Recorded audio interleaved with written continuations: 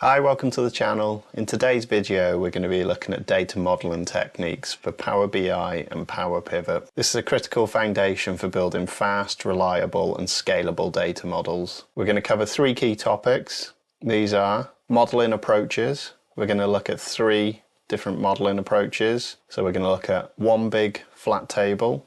We're going to look at Star Schema, and we're also going to look at Snowflake Schema. After this, we're going to move on to look at how to structure and organize your measures, and we'll wrap up with a compare and contrast of all the different methods we've discussed. This video will be on the theories of data modeling, so if you're new to Power Pivot and you want to see a tutorial on how to use that, then please check out my Power Pivot introduction video. So the first method is one big table, or also known as a flat table. This is where multiple data sources have been flattened out into a single big table with all the columns of data in. You can see here I've set up an example where we've got various columns that would appear in our report.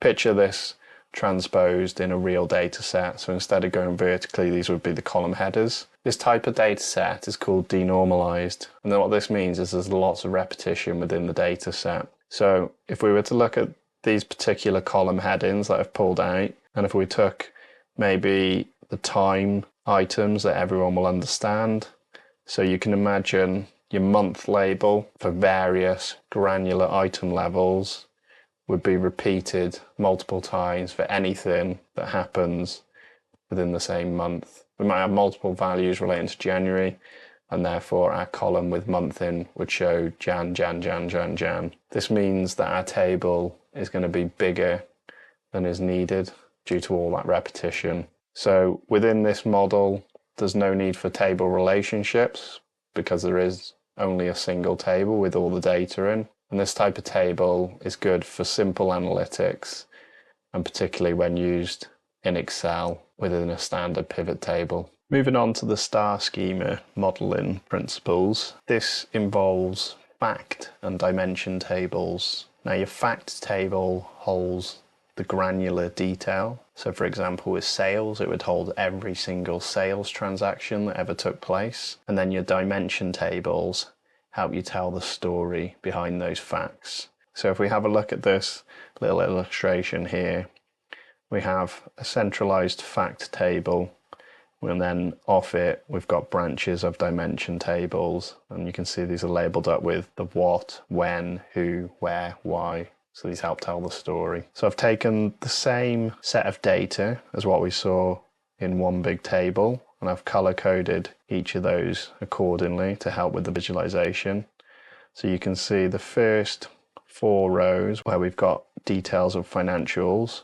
I've called this our fact financials table, and that's got account ID, department ID, time ID, and then lots of granular values. If we look back to the one big table, these are the top 4 here. So those are our facts, and then around the facts, I've shown one-to-many relationships of the 3 dimension tables that would help us build a picture of this fact table. So our first dimension table is to do with the accounts within these financials. And you can see here, the way we link in to the fact table is using our primary key. So this is unique items within our dimension table. So our account IDs would only ever feature once in this table. And then they link in to the account ID in the fact table, which might be repeated multiple times. And within the financial table, that's our foreign key. It's similar here for the other dimension tables. So we've got details about the departments linked to these financials from our dimension table for departments. And then again, to break this down by various times, we've got a time dimension table here. Each of these has its own primary key to a foreign key in the fact table. So this is the preferred method for when you're dealing with a model for Power Pivot or Power BI. So the reason for this is you've got your fact table is normalized, and this means that there's no repetition for all the things you want to tell the story of. So instead of having, like we saw in our first one, where the month would be repeated against every single item within our fact table, instead we've just got a timetable, and then the month would only show against the dates within that table. So our fact table is normalized here. And if we picture our fact table might have multiple items on the same date, that date is associated to a month, and therefore within any given month we only have a maximum of 31 days. So in this dimension table, for any given month, we would only have 31 rows at max. However, if you were to picture this in the one big table, there could be hundreds of thousands of rows, all with dates within that same month, and therefore they would all have that month label repeated against them. The dimension tables are denormalized, so these still have repeating items, but at a lower scale than what you would have with one big table, potentially. Again, talking about the months, we could have where we've got dates listed in here for every single date within our fact table. We could have months repeated if we're going across multiple years. So you might have month 1 within 2025, month 1 within 2024, and so on. So this table still contains repetition, but less than one big table. So this model relies on multiple tables, like this illustration we see here with 5 dimensions, or like the example I've shown with 3 dimensions around a single fact table. There's then relationship joins between these tables, like we've illustrated with the primary to foreign keys and the one-to-many relationships. This allows for simple and faster queries to be built. However, this model is larger due to the amount of data redundancy or repeating data in it when compared to a Snowflake schema that we're going to move on to now. So the final of the 3 model types is the Snowflake schema. You can see on this diagram here we have the central fact or facts and a measure table, and then this is surrounded by dimensions which might branch off to further related dimensions. Now to bring that to life, we're again going to look at the same data set. However, if we use the time as an example again, instead of having the month repeated against multiple dates within our date table, we now have a linked dimension table for quarters and periods into that time dimension table. So within this dimension table, there would only ever be 12 rows for your 12 months of the year. And for each of those, you'd see what quarter they relate to. So quarter 1, 2, 3, and 4 of the year.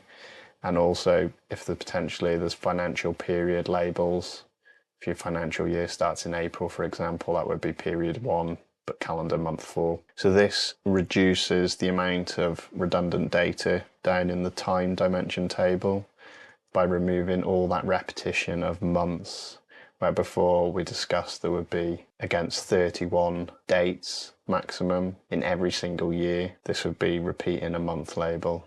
So the concept of this Snowflake schema model is not only do you have normalized fact tables with no repetition, you also normalize your dimension tables to reduce that redundant data. So similar to the Snowflake schema, it contains multiple tables. However, with those multiple tables, because we're splitting down and normalizing the dimension tables, we're having to create more relationship joins. So there's less redundant data, however, there's more joins for the model to compute. Let's have a look at the advantages and disadvantages of those 3 different data modeling techniques we've discussed so far. So looking at the flat table to begin with, it allows for quick analysis over small data sets in Excel workbooks which don't contain a data model. The advantages of this, it's simple to understand, no relationships to manage, and it's a fast setup. However, the disadvantages of this is there's lots of redundant data, poor performance with large data sets, and there's no reuse capabilities. The Star Schema model, use cases would be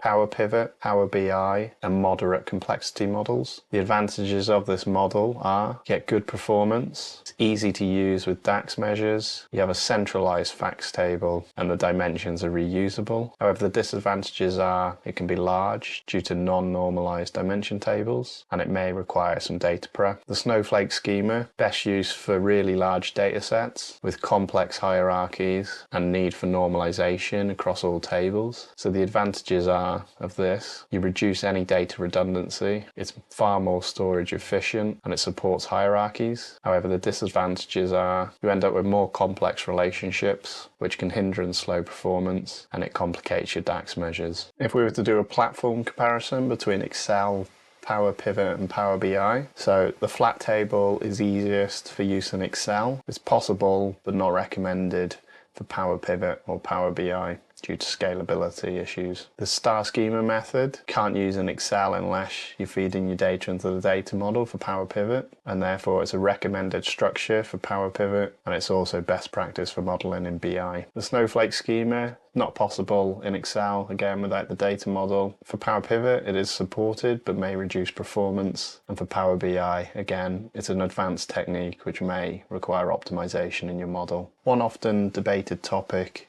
when modeling within Power BI and Power Pivot is whether or not to have a centralized measures table, just your measures, or whether to hold your measures within the fact tables that they relate to. So let's have a look at the pros and cons of each. The arguments for having a dedicated measures table are it organizes all your measures within a single place, and therefore it's easy for yourself and other users to find them. There's no confusion when measures cross multiple fact tables. So for example, if you've got an actuals fact table and a budget fact table and you want to compare the variance between budget and actual, where would you place this measure, as it crosses over both of those fact tables, so it doesn't naturally sit within either of them? For me, I personally think a dedicated measures table makes more sense, especially in this instance, and also it encourages the use of explicit measures instead of using implicit measures built in for value fields directly within BI or Power Pivot. A couple of arguments for holding your measures within the relevant fact tables are it's easier for people when they're new to the model, or yourself when you're returning to it, to understand where your measures relate to. So if your measure resides within an actuals table, then you know the measure is likely